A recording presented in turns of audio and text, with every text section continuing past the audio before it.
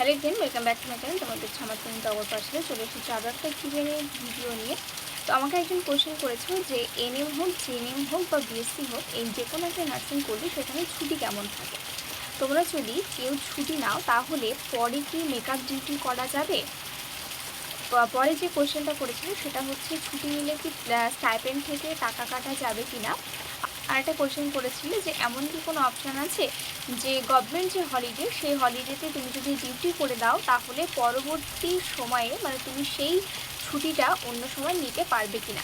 এটা নিয়ে তোমাদের অনেক বড় একটা কনফিউশন আছে, তো কনফিউশনটা ক্লিয়ার করার জন্য বলেছ। এম করো বা জিএনএম করো বা বিএসসি করো, তুমি অবশ্যই ছুটি পাবে।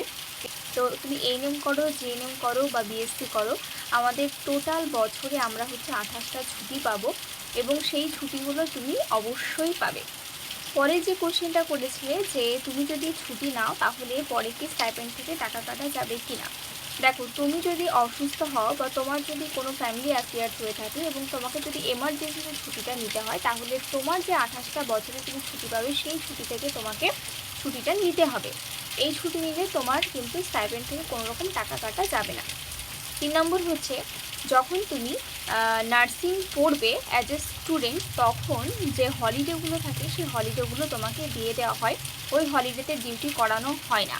এটা জবের ক্ষেত্রে হয়, যদি কোনো হলিডেতে তুমি ডিউটি করো তাহলে পরে তুমি সেই ছুটিটা অ্যাজ এ সিসিএল হিসেবে নিতে পারবে, সেটা জবের ক্ষেত্রে। কিন্তু ট্রেনিং পিরিয়ডে এরকম কোনো ছুটি কিন্তু দেওয়া হয় না। আই হোপ তোমার ডাউট আমি ক্লিয়ার করতে পেরেছি।